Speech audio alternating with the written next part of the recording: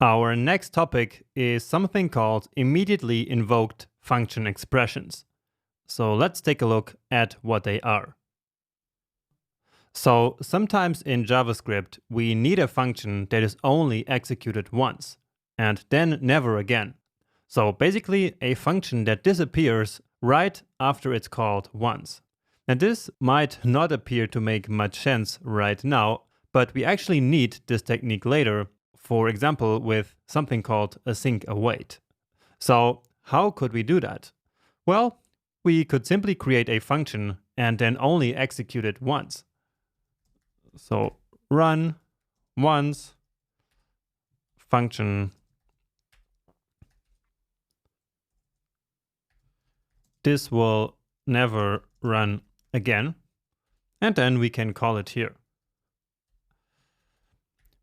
However, we can actually run this function again at some other point in the code if we wanted to, right? There's nothing stopping us from later doing run once again, right? And so this is not what we want to do. We want to actually execute a function immediately and not even having to save it somewhere. And so this is how we do that. So we simply write the function expression itself. So without assigning it to any variable. Now, if we try to run this, we will get an error for now. And so it says function statements require a function name. And that's because, of course, JavaScript here expects a function statement because we simply started this line of code here with the function keyword. However, we can still trick JavaScript into thinking that this is just an expression. And we do that by simply wrapping all of this into parentheses. And so now we basically transformed the statement that we had before into an expression. And so now if we save this, we get no error. But also this function didn't execute yet, right? We never called it. So we know that this here is the function, and so we can then immediately call it.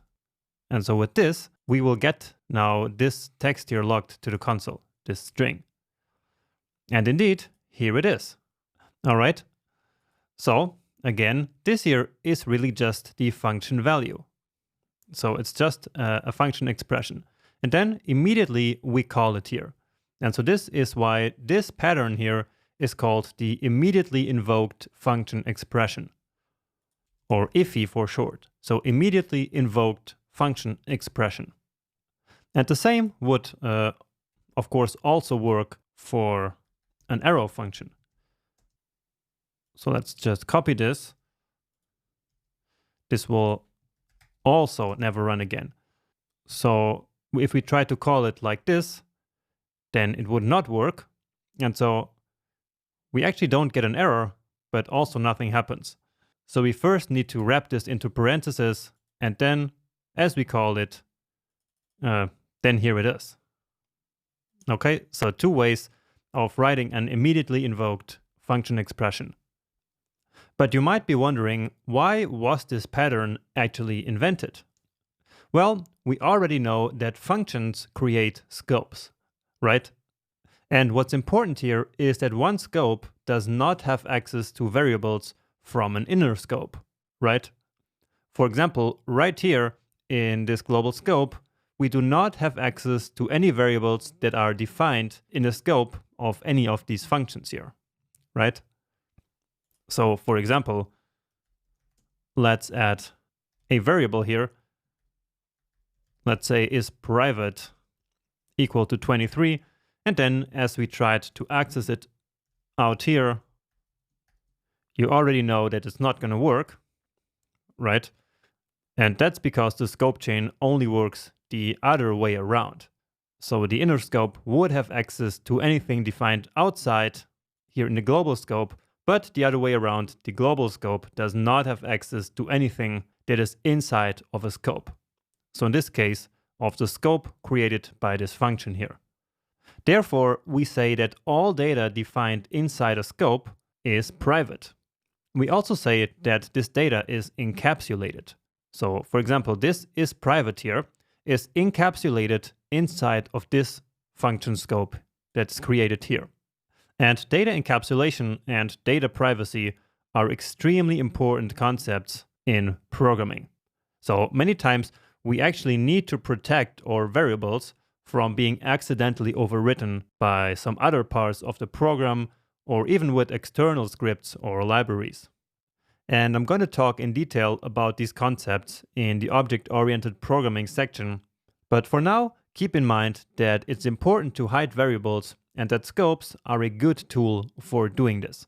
And this is also the reason why the immediately invoked function expressions were invented. So basically this pattern here. So this is not really a feature of the JavaScript language. It's more of a pattern that some developers came up with and that then started to being used by many other developers. Now, do you remember what also creates a scope in ES6? And that's right, variables declared with let or const create their own scope inside a block. And we learned that in the behind the scenes section. Remember? So when we create a block like this and declare is private in there, then the outside can still not access is private. So let's comment out this one and paste it here. And once again, we cannot access this variable. While on the other hand, this one here would of course be accessible. And so again, that's what we learned in one of the previous sections. So that's because this one here was declared with var, and therefore it does completely ignore this block here, essentially.